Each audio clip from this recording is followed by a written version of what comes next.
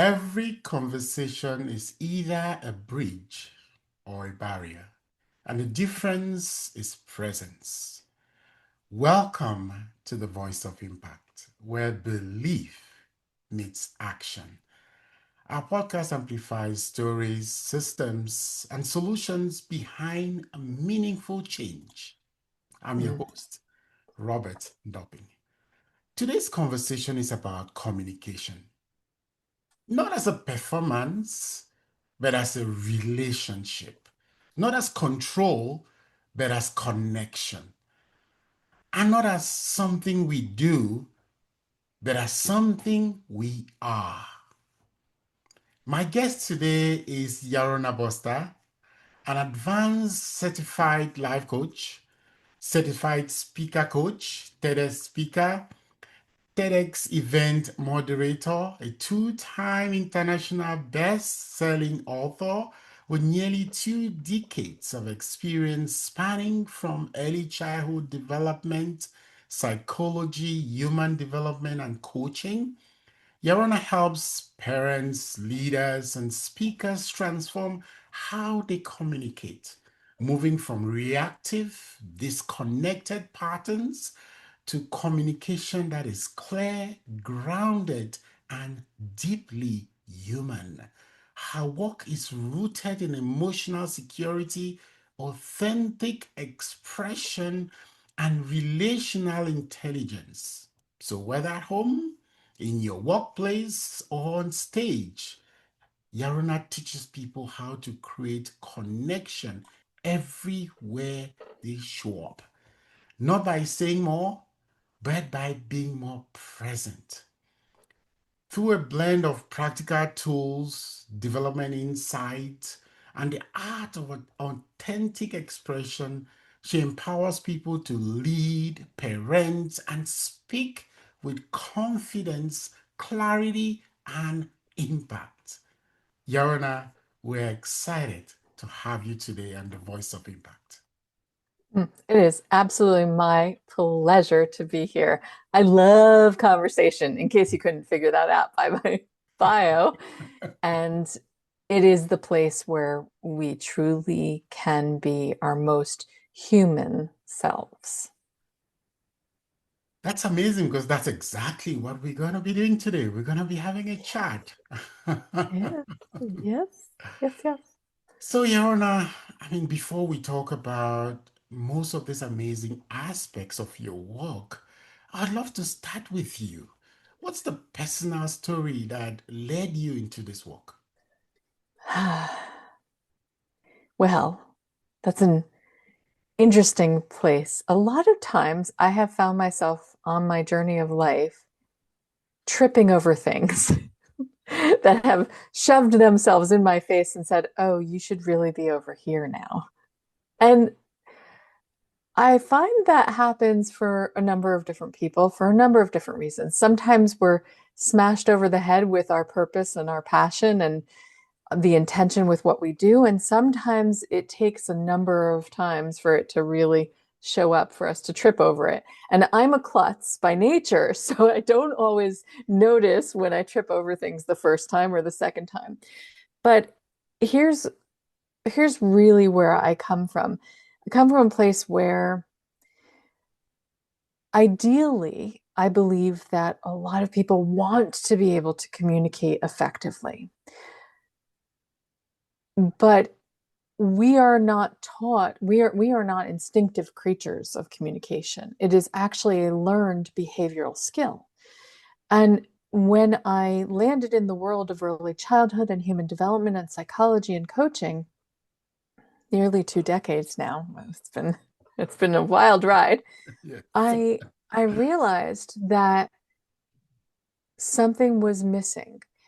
What was missing was the difference between our belief system telling us, oh, we should just be able to communicate easily. I can talk, therefore I should be able to communicate. And they're two vastly different things. Just because we have expressive language skills doesn't mean we know how to express ourselves. And in early childhood, we teach parents, especially in the earliest years, birth to 3 was my specialty area. We do a lot of teaching parents the difference between expressive and receptive communication skills. And receptive are those skills of what we take in, what is communicated to us in our environment. And then expressive is what we pull out. And what I was noticing was that a lot of parents were so focused on their children learning their ABCs and their one, two, threes that they weren't picking up on all the unspoken signals, all the pieces of the puzzle that were less obvious. Our ABCs are obvious. That's what we learn in school traditionally.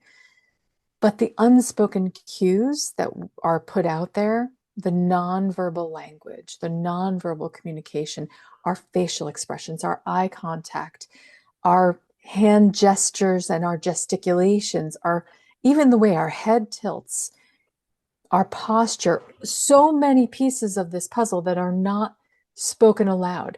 And then there's the undercurrents of what we in psychology call the emotional contagion, which are the mirror neurons that are incredible.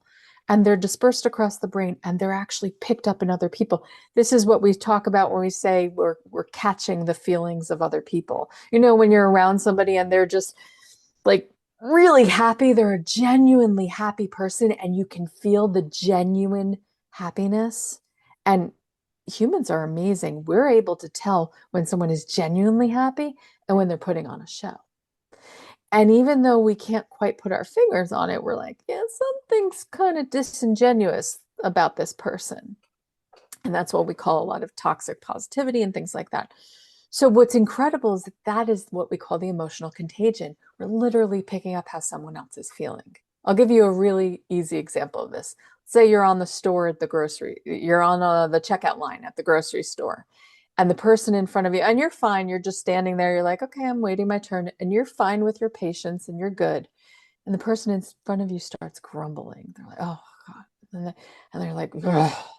And you can hear them huffing and puffing with frustration.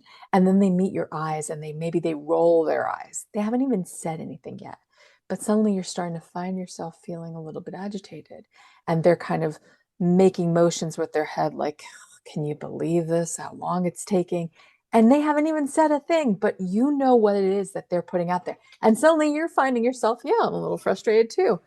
And maybe they say a little bit like, oh my God, can you believe this is taking so long? Now they've paired all of that unspoken signaling with words. And now you're starting to really feel, you're like, yeah, it's taking longer than I expected. Oh, I have somewhere to be. Oh no. And you're starting to feel agitated. That's literally the emotional contagion in action.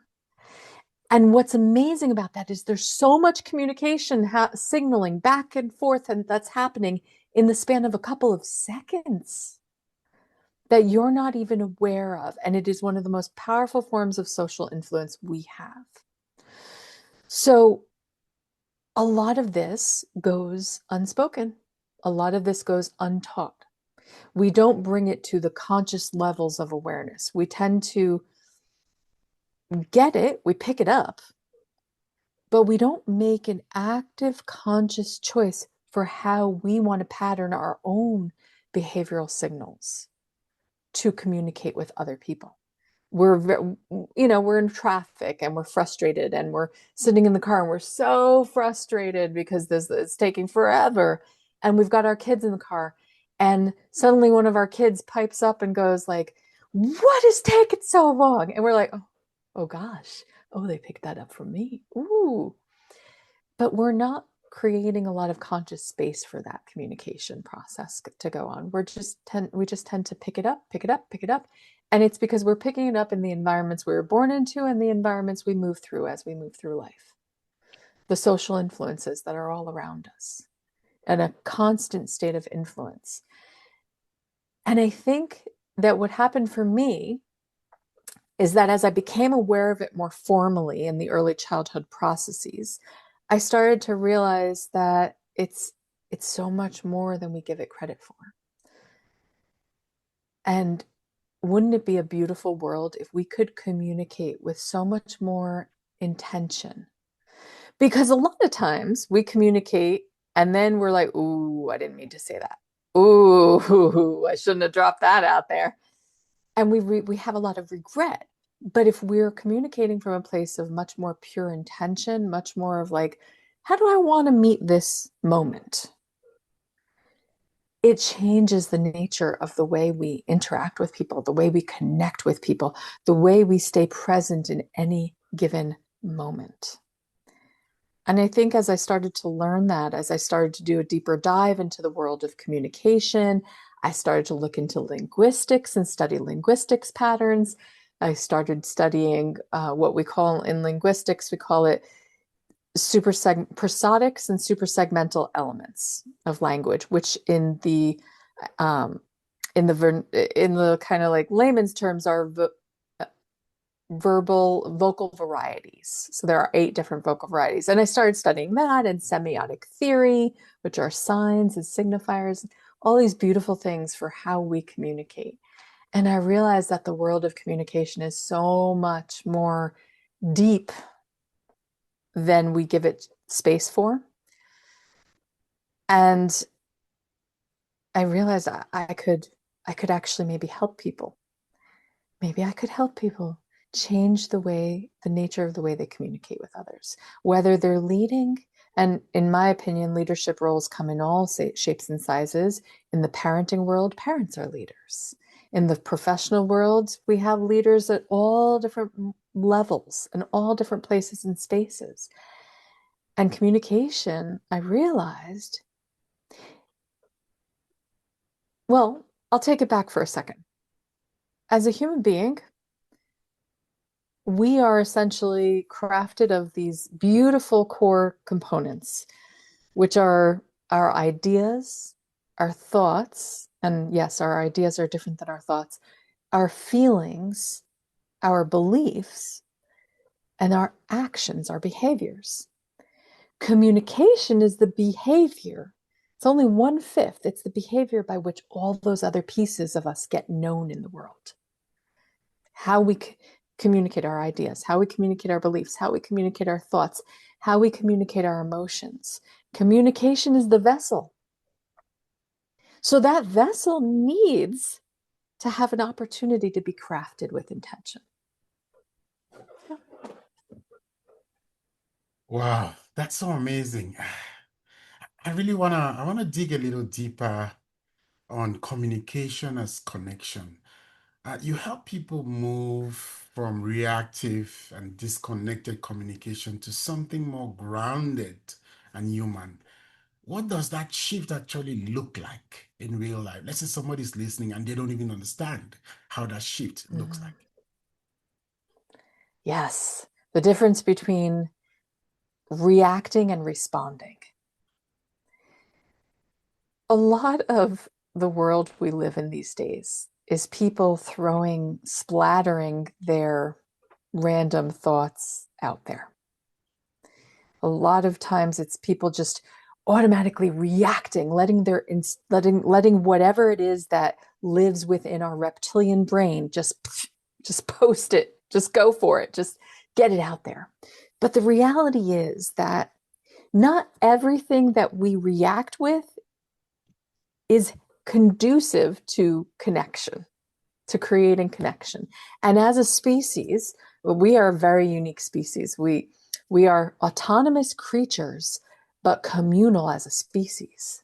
So it requires us to understand that, yes, we're autonomous beings. We have self agency. We have the right to self determine. And that is really important. But we're also living in a communal species, and the way we get along matters. And connection doesn't just mean throwing your reactions out there, it means being empathetic to how your reactions are going to be received. So, in the space between reacting and responding, requires pause, discernment, deliberation. It doesn't mean you're going to be disingenuous with your response. What it means is you're taking the time to think about how someone else is going to receive it. And actually, that is the heart of empathy. because it requires you to step outside of yourself and say, if I want my audience, whoever that person may be, maybe it's my partner, maybe it's my child, maybe it's an audience of millions of people who are following me. If I want them to receive it with the best of intentions, I want them to receive it and take this thing that I'm thinking about and chew on it, start to really think about what this means for them, then how I provide it matters. And that is really hard for people because they say, well, then I'm not being authentically me. No, no, no, no, no. You're still being authentically you. But you have to understand and empathize with the fact that people may not be ready to hear XYZ in a particular way. One of the things we have is our reptilian brain that goes into our anger response. We're born with anger, and that is actually, it's not something that's necessarily authentic. It's actually a protective mechanism. It's a part of our survival instinct. If I need to survive in this situation, my anger is going to help me by going roar and yelling and screaming to get away from the bear, or to make myself look bigger than the bear. If I raise up my arms and I start screaming really loud, that will protect me from being attacked by the bear. So that means that our anger is coming from a place of our survival instinct, our physical survival instinct. But as we've moved along as a species, and as civilizations, we've moved from most developed countries, the development of our species has moved from physical survival to psychological survival. And that means that it's all in our head. It's all in our internal world. And how we share our internal world then changes the nature of the way we survive, because it's a psychological survival response. So for instance, let's take one of the key psychological survival responses for public speaking.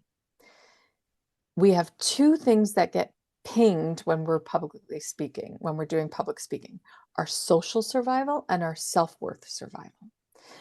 Now, our social survival is that part of us that says, I need to belong, be accepted, and appreciated. Again, as a communal species, we all want that. We all want to feel like we belong. That this is a part of our survival mechanism.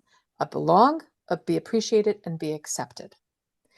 And when we're doing public speaking, we're putting that to the test. We're actually threatening our social survival. Because what if I'm not appreciated for what I'm about to say? What if I'm not accepted? What if what I have to say is not accepted by others? And it's very interesting that we've come to a place where we speak to devices more than we speak to one-on-one humans. And that speaking to a device has actually removed some of the fear of social survival, because we're like, it's not somebody actually physically watching me. I'm just speaking to my phone. So I can just lay it all out there. I could just say what I want to say and nobody's going to care. Or if they care, I don't care. Because what we've actually done is we've taken away the direct, synchronous human response by speaking to devices, by speaking to a camera. If we were in a room filled with people, we would probably hesitate before we say some of the things that we are currently willing to say to a camera. And that is problematic because, again, as a species, we are designed to be communal, but we're breaking down the communal need, the communal response, when we speak to a device, a piece of technology, because we're not seeing or experiencing the automated response that happens from human to human. So that becomes a problem. So what I tell people often is that you want to think about what it is you want your audience to receive from you. Really, that's the first thought that should be in your mind. If you want them to receive what it is you have to say with curiosity, with consideration, with a moment of clarity, with them saying, oh, yeah, okay, I hear what you're saying. Let me take that in and consider that for myself. You can't blast people with that information. You have to give it to them in a way that they'll be receptive to actually taking it in. And it's hard for people to do that because they're like, no, I'm just going to blast my truth at you. The reality is that's not the way we are created. Yeah. Wow, you've touched on a couple of things there. Reaction, there's response, the psychological, the physical, and mostly speaking to devices. You've touched on a lot. I want to ask you this question. Do you believe communication is less about the technique and more about presence? Or is it both? If so, why? I think it requires everything. If you want to be at the very top of your game, you can't just dive into one side and not the other. You know, that when doctors are looking, to become a doctor, they are put to their residency and they go through a number of different experiences, right? They go through time of what they call rotation, right? Where they go through doing a little time in the ER, a little time in OBGYN, a little time in this area, in that area. And it's because they need to be, even though they end up specializing in one area, if you don't get a feel for all of it, you won't be able to really harness the skills and the information that you can learn from those other areas. And you'll be clueless then when you're faced in a situation where skill is required here more than presence. Because that is the truth. Sometimes we're in a circumstance where let's say we're in a meeting and oh my gosh, every word that comes out of our mouth needs to be measured and articulated in a way that the people, it's a high stakes, maybe it's a high stakes negotiation situation. So every word you articulate matters.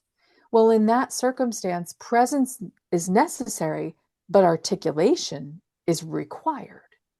In another circumstance, maybe you're running a support group or you're I don't know, speaking in a podcast, right? And you can be a little bit more laid back and a little bit more simply present with the person, with the moment.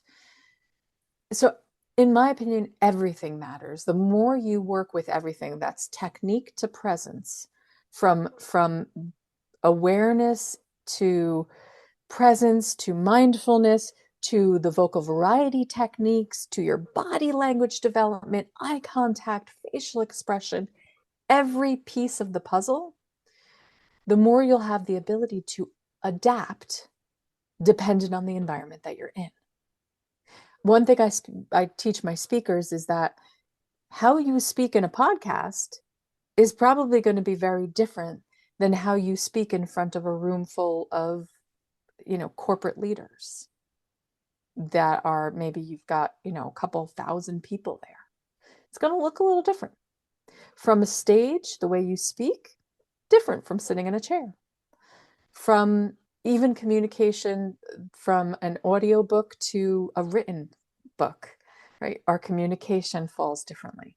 If I'm having a conversation with my partner, it's going to look different than if I'm having a conversation with my child because the level of language understanding and differentiation needs to be different.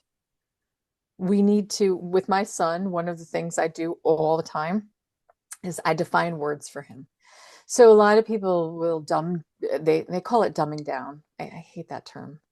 Um, but I don't know any other way to say it at the moment. They'll talk to their children in that baby talk. They'll talk to them with like they'll even say something to their child, and then their child looks at them confused, and they'll say to them, "Oh, you'll understand when you're older." I don't do that with my son. What I do with him, and he's 8 now, and he has a ridiculously high vocabulary, is when I use a word, I then define the word. I kind of do what spelling bees often do. I use a word in sentence, in the construct of the sentence. And then I realize, oh, he probably doesn't understand what that word means. Let me define it for him really quickly. So I give him definitions and synonyms of that word. And now he can start to put it into a little bit more context and start to understand it a little bit more. And then I use it repetitively here, there, and everywhere. And he starts to understand it contextually. And then he starts to understand the definition of it and how to use it in different places and spaces. And that's what I do all the time. So his vocabulary is fairly high because he's a sponge. Children are sponges and they're incredible at picking up what we put out there. But when we tell them, oh, forget it, you won't understand this, we minimize their capacity to learn. And that is the worst thing we can do, because then what we're actually communicating to them, whether purposefully or not, is you don't have the cognitive ability to adapt to this. So just stay in your place. And that's really terrible because children are the best learners in the world. We just don't give them nearly enough credit. So this really all goes back to that space of understanding that learning, if you really want to move through the world and progress and succeed, the best thing you can be is an active learner. So that way you can pick up not just the skills about how to be present, but the skills of how to change and modulate your voice, how to engage in a really difficult conversation, and how to engage in an easy, lighthearted, simple conversation. And you can just be there at every moment. Yeah, I mean, you've touched on quite a couple of things as well. You've touched on different places and how you communicate at different stages. You've also talked about how you communicate with, different ages like kids and maybe even adults like a partner. My question for you is, what do people often try to, what do they miss, let's say, when they try to fix communication instead of really transforming it or positioning it at the right place and right time? They try to get things perfect. There is no such thing as perfection, there's only progress. And the worst thing you can do, and this is coming from someone who used to be, who is a recovering perfectionist. The best thing you can do is be human. Tell people when you don't know something. Tell people when you're still in learning. Tell people when you have these incredible ideas, but you're still learning how to navigate expressing those ideas. Tell people the truth of your reality of where you are. Because when you're not afraid to own the fact that you're still growing, other people can too. And so I think we get caught up in the perfectionist trap because we're hardest on ourselves. Oh, I should know this already. Oh, this is, why can't I answer this question? Why is my mind suddenly going blank? And instead of owning that without apology, we bluster our way through it, we make something up, or we get angry and defensive.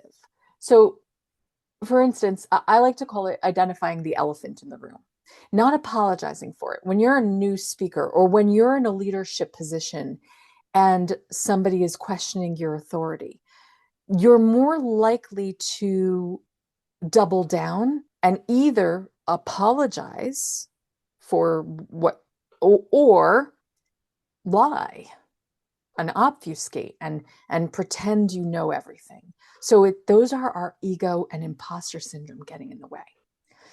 So when we apologize, we make people pity us. When we put ego out there, we lose trust. So the best thing we can do is actually create a space to acknowledge everything that's in the room, the elephant in the room, and keep moving forward with them. So for instance, I'll give you an example. You're a new speaker, you're at a conference, this is one of your first times getting up there, getting in front of a couple hundred or 1,000 people, and you're really nervous. And you walk out there and you go, oh, excuse me. Oh, I'm so sorry. I'm so sorry. I'm a little nervous. Yeah. Ooh, ooh, sorry, my bad. I stumbled there a little on my words. What you're doing is you're making people feel bad for you. You're making your audience feel bad for you. What you can do is walk out there and say, whew, this is a really big crowd. Okay. Yep, I am a bit nervous and I'm so excited too. What you're doing is you're giving them the opportunity to acknowledge your nervousness, but also acknowledge that you are there to give them the best of you. It doesn't have to be an either or situation. If you're a leader and you're about to lead a really important meeting and you completely go blank, you can say, well, you know what? This meeting is so important and I want to do you all the honor. I'm honored to be leading this meeting.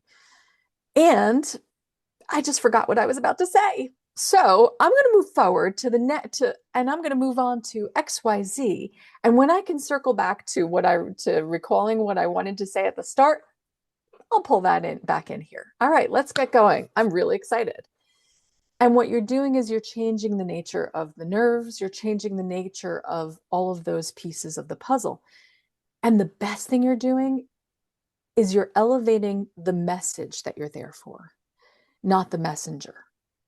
Something that I heard once a long time ago, and I always thought it was one of the most effective and important things, is that our ego and our imposter syndrome will try to walk into the room first. But when we actually remind ourselves that we're just the messenger and it's the message that's most important, that's when ego and imposter syndrome can back off and they can go into their corners and say, okay, I don't need to be here. Because it's the information, the stories, the lessons, the knowledge and wisdom that we have to give other people. That is what matters way more than us, the messengers. We're just the messenger. When we can elevate the message, that's when it becomes important. That's when we can remove those other pieces of the puzzle that try to squeeze into perfectionism and that stumble us over our words. I mean, you've heard, I've done it occasionally here and there. And the best thing you can do with that is just take a pause, take a breath, and remember you are human at the end of the day. And what you're trying to give the people that you're presenting to, your audience, your loved ones, whoever they may be, is the information, the knowledge, the wisdom, the ideas, the thoughts, the emotions, all of those things that live inside of you. That's what you're giving. And yes, all of those things make up a large part of who you are, but they don't make up the essence. The essence of who you are will never change. All those other pieces of the puzzle are beautiful. And those are the things you're trying to elevate with your essence. So I think it's that perfectionism. We just got to kick it to the curb. And I'll say one last thing. The worst thing we can do is compare ourselves to others. There's that famous saying, comparison is the thief of joy. But I think what we have this horrible tendency to do is compare ourselves to others' uniqueness. And every human is so unique that we will always fail in comparison.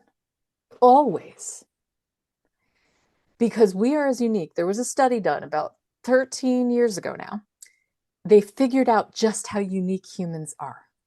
They did a whole beautiful genetic thing. They started to realize, okay, all the genetic factors that got you to where you were born, when you were born, timeline in the chronology of civilization, when you were born, where you were born, and then experientially as you move through life.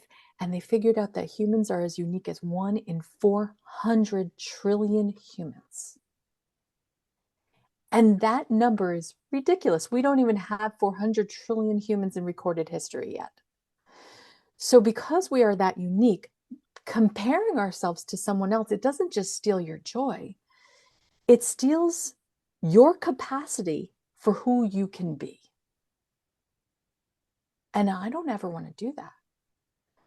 Just because I may be a a quote unquote better speaker than somebody else on XYZ stage doesn't mean I'm any less unique or special or knowledgeable or a work in progress as a human being than somebody else. So one of my favorite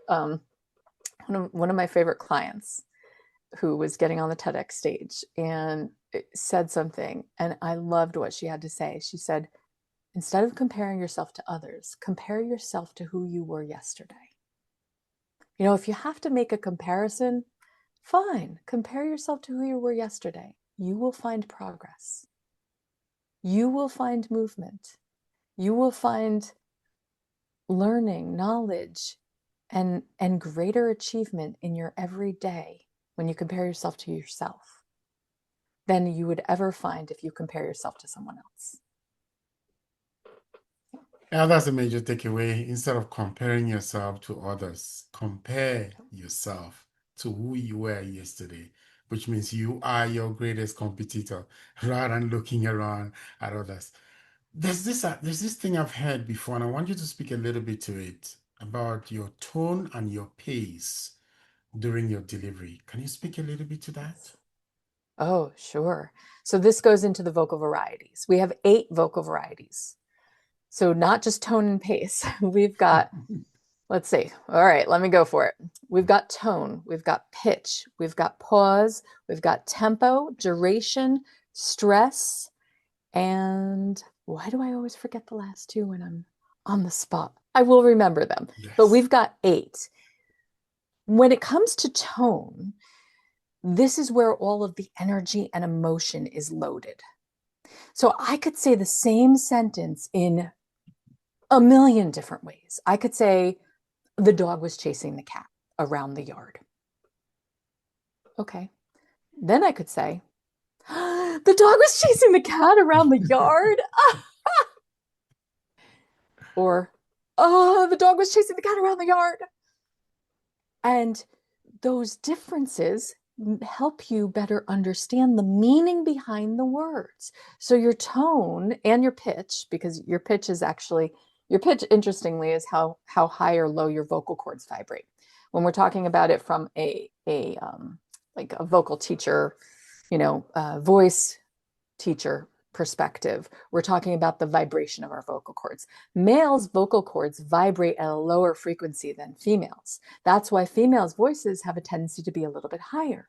When we want to pitch to authority, we're going to pitch lower to ensure that we are being listened to and heard. So tone and pitch are really important in those to help our audience better understand what it is we mean contextually. That's why tone and pitch are so important. Because if I'm not giving you the emotion behind what I'm saying, you won't actually understand what it is I'm trying to say. That's the meaning. Now, pacing, which we call tempo, or the rate at which you're speaking, is the speed. Here's the thing. We are not beaming our thoughts and ideas directly from one head to another. So we need to give our audience time to auditorily ingest what we're saying. And that requires us to take our time with it. Just because I'm knowledgeable in something doesn't mean you're knowledgeable in that same thing, which means if I'm speaking to you, I would be doing you a disservice if I want to convey the knowledge I have and I go really fast because you haven't picked up half of what I've said. If I go, did you know that? You're going to get a couple of the words, and here's what's going to happen. A lot of times, ego is involved in this. Ego is like, I want to show everybody just how smart I am. And ego says, well, if I go fast, if I speed it up, then people will see just how smart I am, and I'll be able to shove in all my knowledge. And that is a problem, a really big problem. Because if you're speaking to people who don't have your knowledge and you really want them to chew on it, to really think on it, you need to give them time to think on it. And granted, a lot of times fast pacing also is indicative of nerves. I'm nervous, Yeah. so I'm just going to get it all out of me. But when we slow down and we give ourselves time with it, oh man, that is when everybody really feels comfortable with us. We have to get comfortable with ourselves first, slowing it down. Now, another component to pace, I will say this, is that it's a cultural thing. In some places and spaces, I grew up on the East Coast, New Jersey and New York. And here's the thing, we're fast. My father was always like, keep up, keep up, keep up. And I had to actively learn how to reduce that. And sometimes when I get really excited, I go faster. So that's another thing. Nerves and excitement can speed us up. But we have to remember that you can take a luxurious time with your excitement. You can convey excitement in your tone and take the luxury of slowing down your pace so that people get just as excited as you. And it's beautiful. And I will always tell people the reason why we call it vocal variety is because you don't want it to feel like you're just chugging along on a train and going at one singular pace the entire time. You want to vary all of the vocalizations, all of the what we call the super segmental elements. You want to vary them. So if your pace is a little bit speedy at this point because you're conveying a little bit of excitement and enthusiasm, slow it down over here, especially when it's something that requires a lot of thought. So if you're telling a story and it's an exciting story, you can speed it up. But then when you're telling an idea and you're giving information, you need to slow that down a bit so people can really think on it.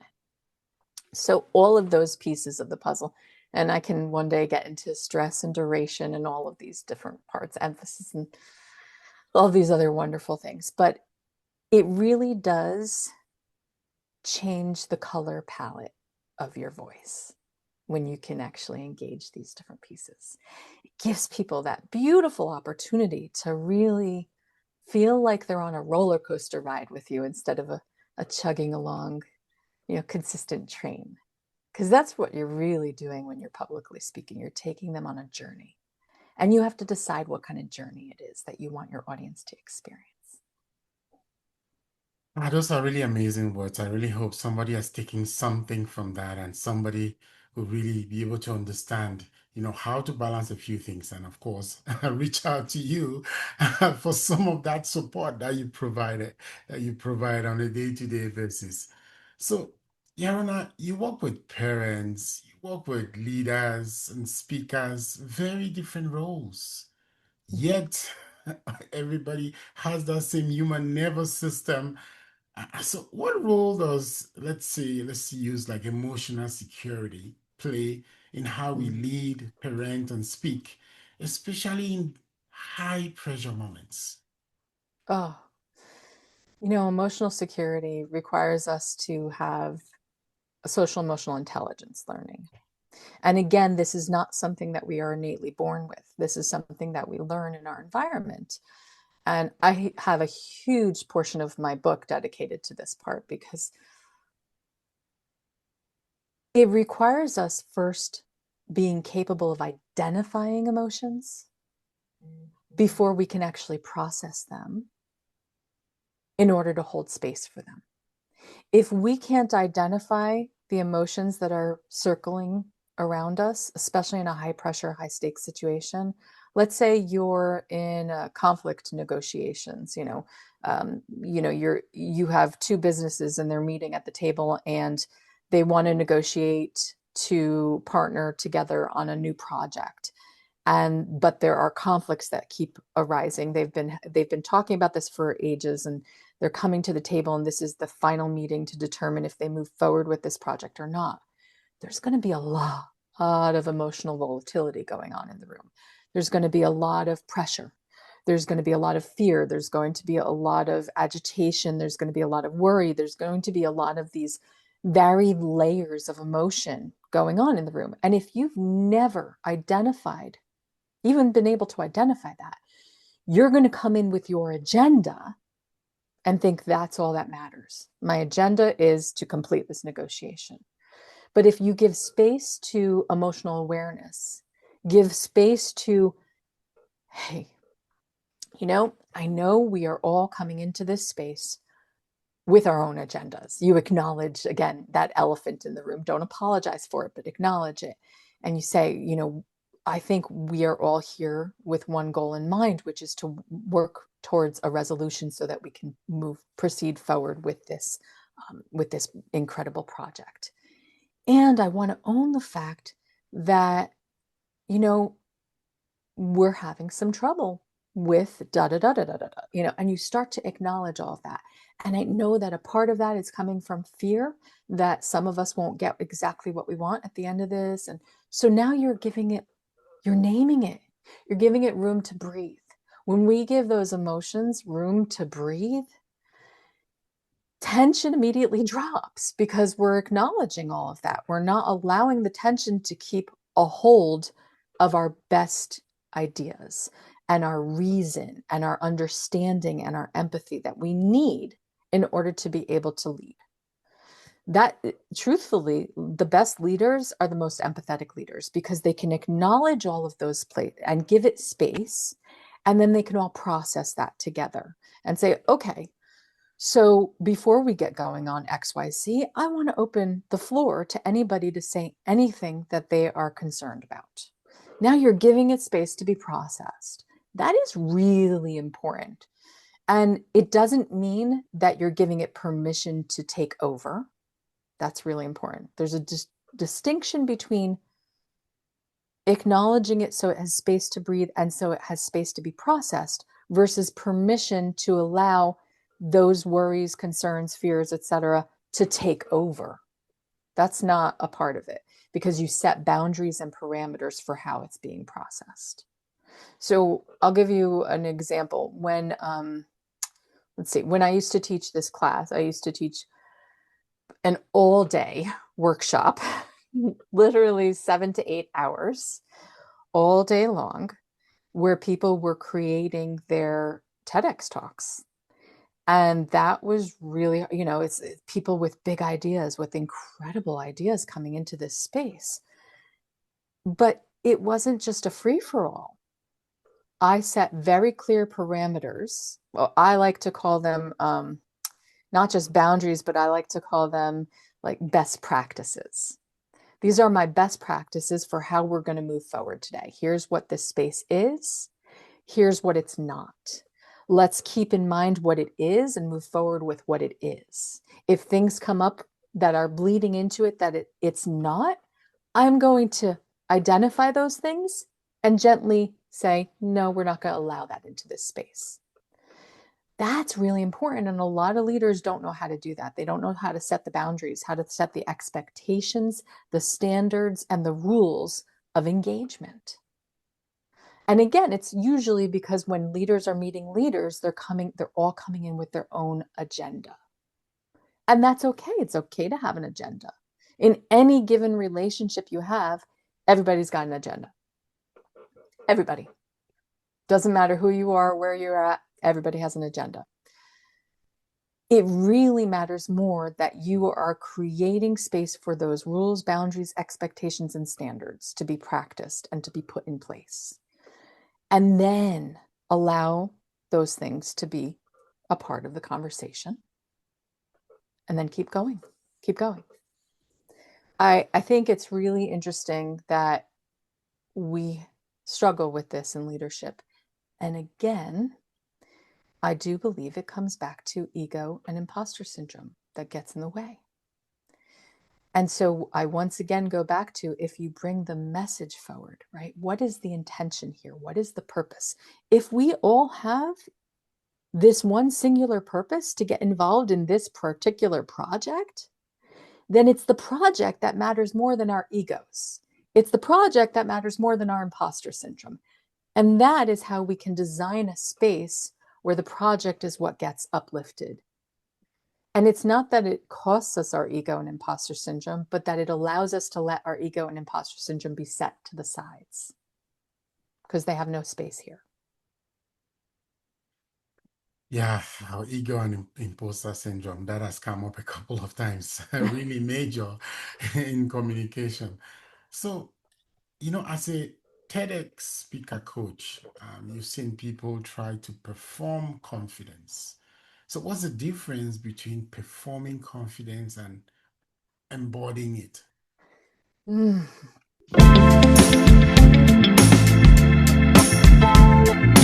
And it's very simple. Empower as many people as possible. Empower as many leaders as possible. Touch as many, professionals as I can. Be able to make a difference